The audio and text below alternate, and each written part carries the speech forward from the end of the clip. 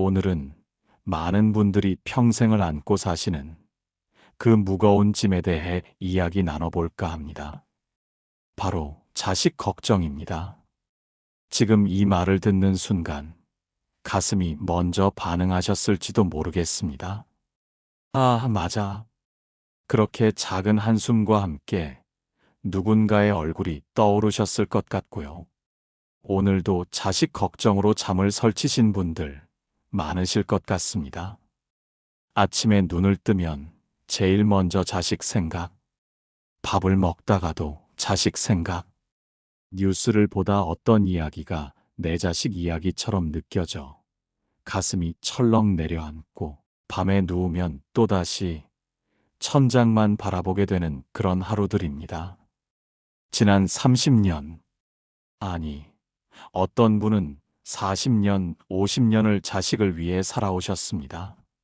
아플 때는 밤새 열을 재며 지켜보셨고, 등록금 앞에서는 잠을 줄이며 마음을 졸이셨고, 결혼할 때는 손에서 큰 돈이 나가도 잘 되라고 웃으셨습니다. 그런데 이제 자식들은 다 컸습니다.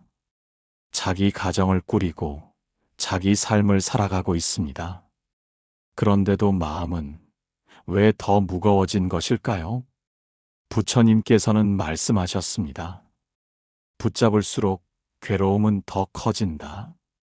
오늘 이 시간 우리는 이 질문 하나를 조용히 들여다보려 합니다. 그 걱정이 정말 자식을 위한 것인지 아니면 내 불안이 자식의 얼굴을 쓰고 있는지, 오늘은 자식 걱정을 어떻게 내려놓아야 자식의 인생이 조금 더 편안해질 수 있는지에 대한 이야기입니다. 그 이야기를 아주 오래전 한 어머니의 이야기에서부터 조용히 시작해 보겠습니다. 옛날 인도의 어느 마을에 한 어머니가 살고 있었습니다. 이 어머니에게는 아들이 하나 있었습니다. 어머니는 이 아들을 눈에 넣어도 아프지 않을 만큼 사랑하고 계셨습니다. 아들이 조금만 기침을 해도 밤새 잠을 이루지 못했고, 아들이 친구와 다투고 오면 자기 가슴이 찢어지는 것 같았고, 아들이 어디 멀리 간다고 하면 돌아올 때까지 대문 앞을 서성이곤 했습니다. 세월이 흘러 아들은 청년이 되었습니다. 장가를 갈 나이가 되었지요. 마을 사람들이 좋은 처자를 소개해 주었고, 아들도 그 처자가 마음에 들었습니다. 혼례 날짜도 잡혔습니다. 하지만 어머니의 마음은 좀처럼 편치 않았습니다. 저 며느리가 우리 아들을 잘 챙길까? 혹시 우리 아들이 상처받지는 않을까? 밤마다 걱정이 꼬리를 물었습니다.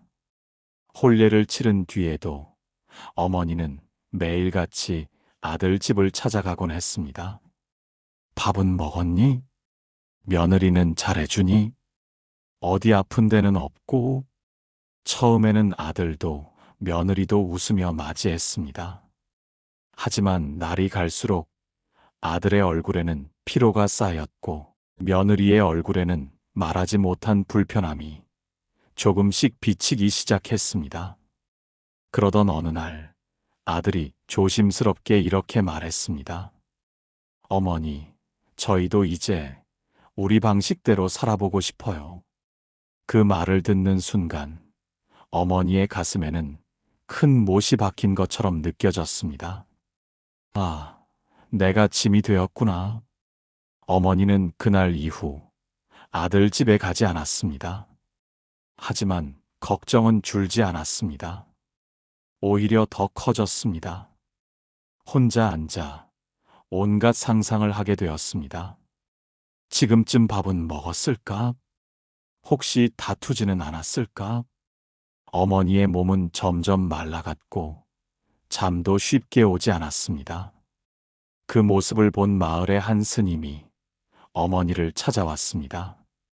무슨 걱정이 그리 깊으십니까? 어머니는 그동안의 이야기를 모두 털어놓았습니다. 스님은 잠시 말없이 앉아 있다가 이렇게 물었습니다. 보살님, 연꽃을 아십니까? 연꽃은 진흙 속에서 자라다가 어느 순간 물 위로 올라옵니다. 그때 정원사가 이렇게 생각한다면 어떻게 되겠습니까? 물 밖은 위험해. 차라리 물 속에 있어. 내가 지켜줄게. 그래서 연꽃을 물 속에 붙잡아 둔다면 스님은 조용히 말을 이었습니다.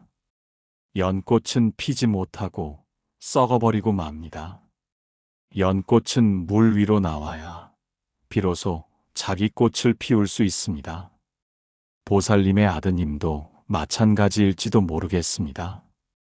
사랑이 붙잡음이 되는 순간 아이의 숨은 조금씩 막히기 시작하지요. 어머니는 그제야 울음을 흘렸습니다. 이번 눈물은 억울함이 아니라 알아차림에서 흘러나온 눈물이었습니다. 이 이야기가 남의 이야기처럼 들리십니까? 아니면 조금 가슴이 뜨끔해지십니까? 괜찮습니다. 이건 나쁜 부모의 이야기가 아닙니다. 사랑이 너무 깊어서 생긴 일입니다. 그래서 이 사랑은 붙잡을수록 더 무거워지곤 합니다.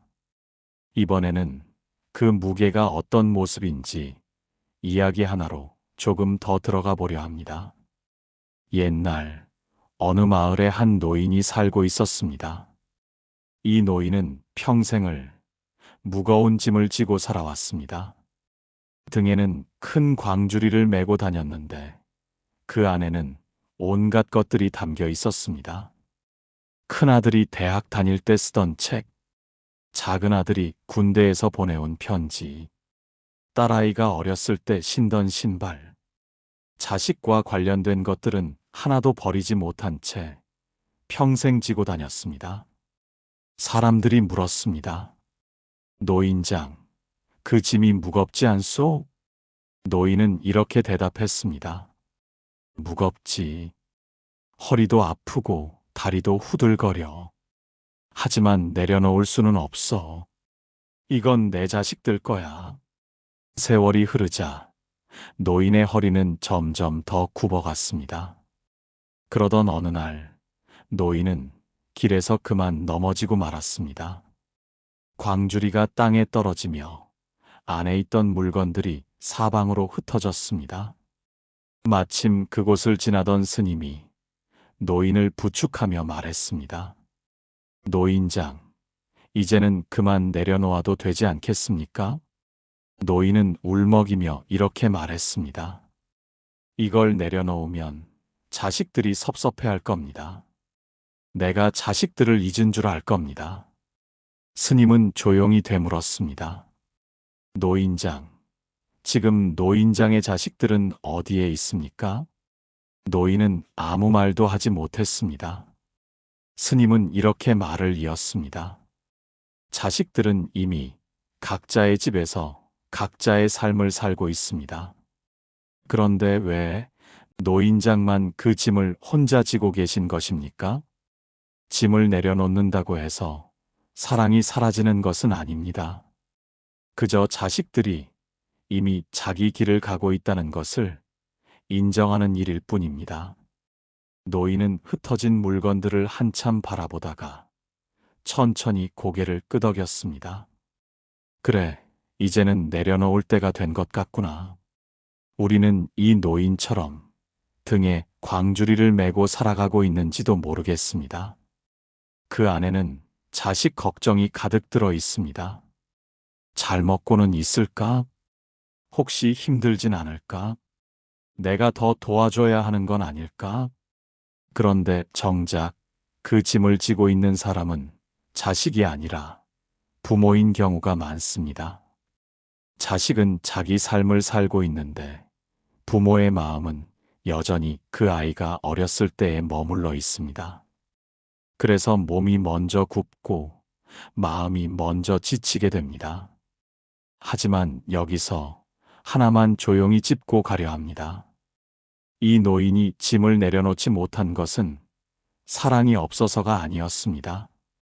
사랑이 너무 오래 습관이 되어 놓는 법을 미처 배우지 못했기 때문이었을지도 모릅니다. 짐을 내려놓는다는 것은 자식을 잇는다는 뜻이 아닙니다. 그 아이가 이미 자기 길을 가고 있다는 사실을 인정하는 일입니다. 그리고 그때부터 부모의 인생도 조금씩 자기 자리로 돌아오기 시작하지요. 오늘 우리는 두 가지 이야기를 들었습니다. 연꽃을 물속에 붙잡아둔 어머니의 이야기, 그리고 자식의 짐을 평생 대신 지고 살았던 노인의 이야기. 이 두 이야기가 우리에게 건네는 말은 하나입니다. 사랑이 깊을수록 붙잡고 싶어질 수 있다는 것.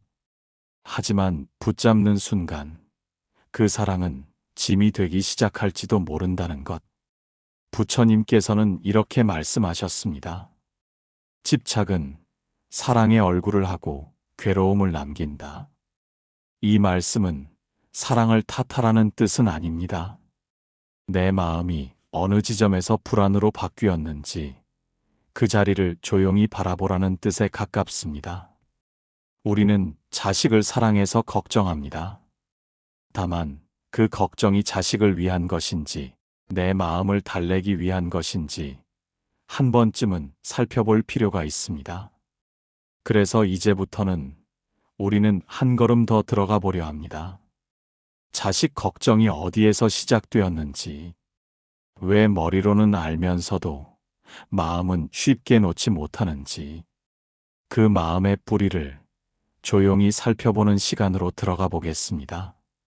그럼 계속 이야기를 이어가겠습니다.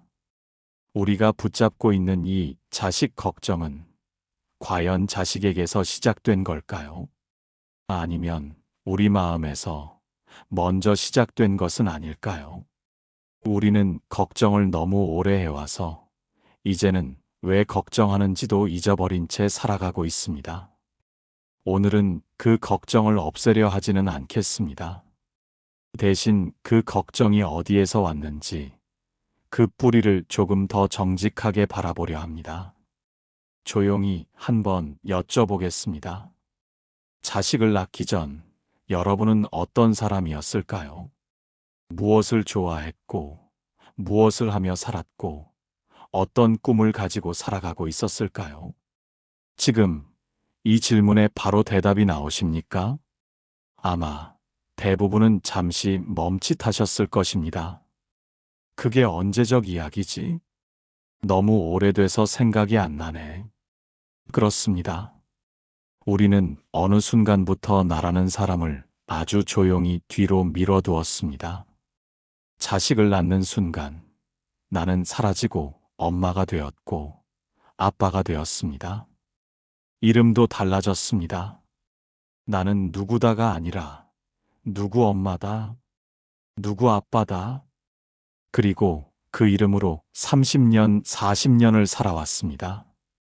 아침에 눈을 뜨면 자식부터 챙기고, 밥을 해도 자식 먼저 떠먹이고, 돈을 벌어도 자식부터 생각하게 되었습니다. 내 옷은 늘 뒷전이었고, 내 인생은 항상 나중이었습니다.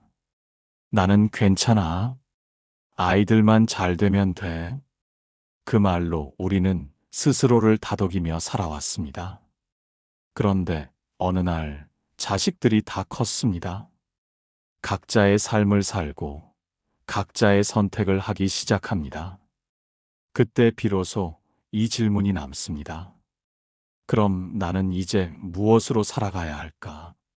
여기에 답이 없을 때 사람은 자식을 더 붙잡게 됩니다.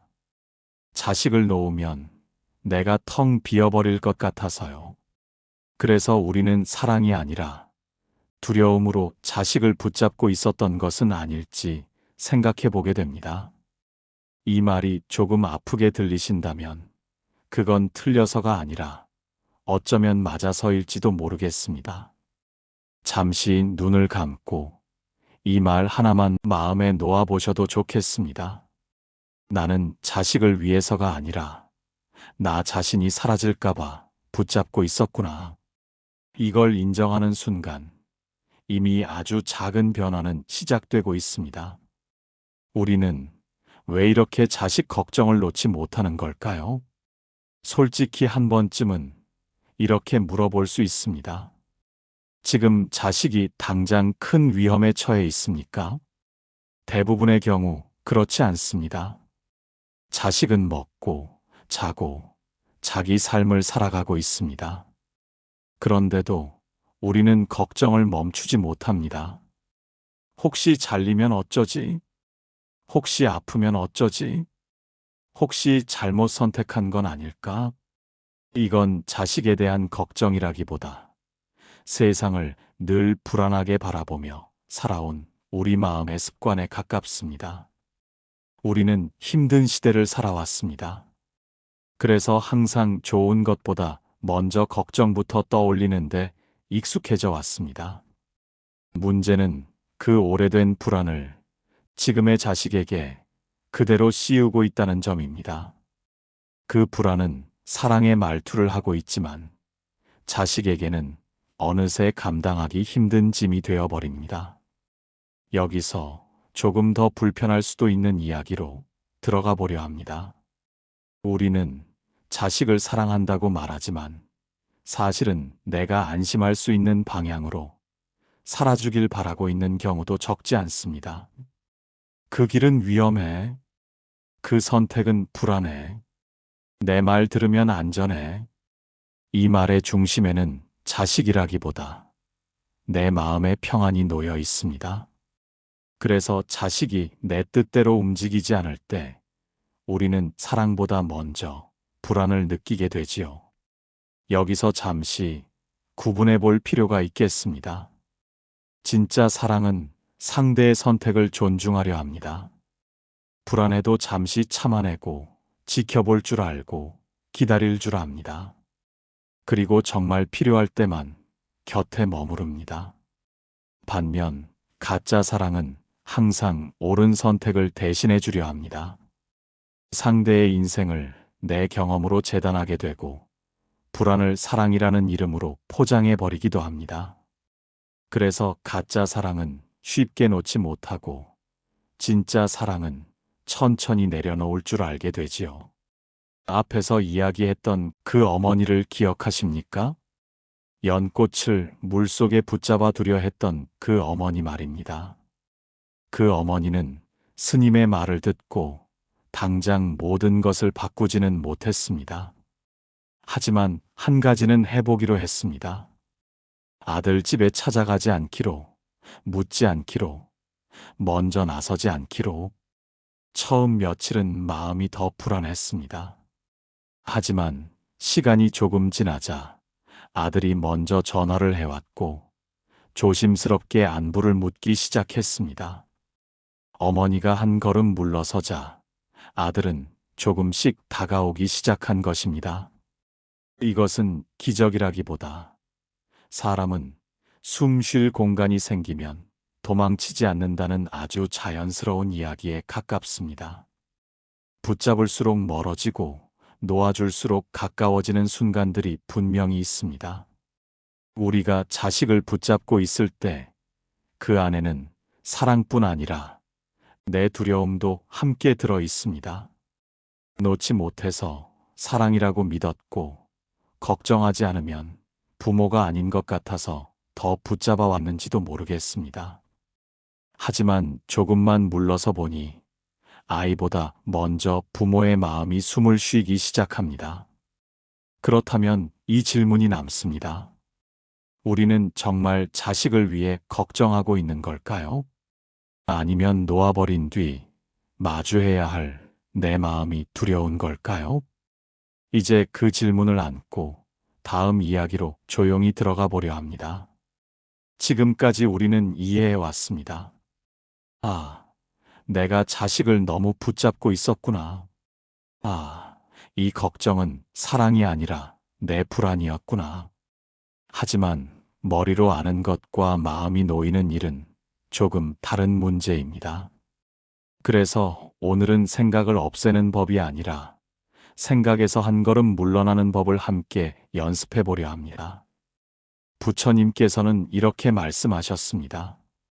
마음이 어디로 가는지 먼저 알아차려라. 자식 걱정은 대부분 의식하지 않는 사이에 시작됩니다. 눈을 뜨자마자 밥을 먹다가도 문득문득 이 자동 반응을 멈추는 첫걸음이 바로 알아차림입니다. 자식 생각이 떠오르면 마음속으로 이렇게만 말해보세요. 아, 지금 자식 걱정이 시작됐구나. 이 한마디면 충분합니다. 알아차리는 순간 우리는 생각 안에 머무는 사람에서 생각을 바라보는 사람으로 조금 이동하게 됩니다. 걱정은 우리를 데려가지만 알아차림은 잠시 멈춰 서게 하지요. 이 차이는 생각보다 큽니다. 많은 분들이 이렇게 말합니다. 알아차렸는데도 계속 걱정이 떠오릅니다. 괜찮습니다. 생각은 사라지지 않아도 됩니다. 중요한 건 붙잡지 않는 것입니다. 자식 생각이 떠오르면 알아차리고 이렇게 속으로 말해봅니다. 지금은 이 생각을 놓아도 된다. 생각이 100번 떠오르면 100번 놓아주면 됩니다. 잘하려 하지 않아도 됩니다. 그저 부드럽게 해보세요. 여기서 아주 중요한 한 가지를 짚어보려 합니다. 걱정은 사랑과 닮아 있지만 사랑은 아닙니다. 걱정은 믿지 못하고 있다는 신호에 가깝습니다. 진짜 사랑은 이런 마음입니다. 너는 내 인생을 살 힘이 있다. 통제는 사랑처럼 보일 수 있지만 믿음은 조용한 사랑입니다. 이제 마지막으로 마음을 조금 바꿔보겠습니다. 눈을 감고 자식의 얼굴을 떠올려 보세요. 그리고 이 말만 건네보세요. 나는 너를 믿는다. 내 삶을 존중한다. 나는 뒤에서 응원하겠다. 이 말은 자식을 위한 말이면서 사실은 나 자신을 조금 놓아주는 말이기도 합니다. 놓아주면 멀어질 것처럼 느껴질 수 있습니다. 하지만 현실은 조금 다릅니다. 놓아줄수록 관계는 편안해지고 믿어줄수록 마음은 자주 이어집니다. 이것이 내려놓음의 역설입니다. 오늘은 3가지만 기억하셔도 충분합니다. 알아차림, 내려놓음, 믿음. 완벽하려 애쓰지 않아도 됩니다. 조금씩 걸어가면 됩니다. 지금 우리는 인생의 어느 지점에 서 있는 걸까요? 50대, 60대, 어떤 분은 70대, 80대에 와 계실지도 모르겠습니다. 젊은이들이 보기에는 인생의 끝자락에 서 있는 것처럼 보일 수도 있겠습니다. 하지만 부처님의 말씀은 조금 다릅니다. 인생에는 끝이 없다. 매 순간이 새로운 시작이다. 지금 이 나이는 끝이 아니라 새로운 시작에 가까운 시간입니다. 무엇의 시작일까요? 진짜 나를 다시 찾는 시작. 진짜 자유를 조금씩 얻는 시작. 진짜 평화를 누려보는 시작입니다. 인생에는 계절이 있습니다. 봄이 있고, 여름이 있고, 가을이 있고, 겨울이 있습니다. 우리의 20대, 30대는 봄과 여름에 가까웠습니다. 씨를 뿌리고, 꽃을 피우고, 열매를 맺느라 바쁘던 시기였습니다. 그 시절 우리는 자식을 낳고 기르고 키웠습니다. 열심히 일하고 가정을 꾸리며 하루하루를 살아냈습니다.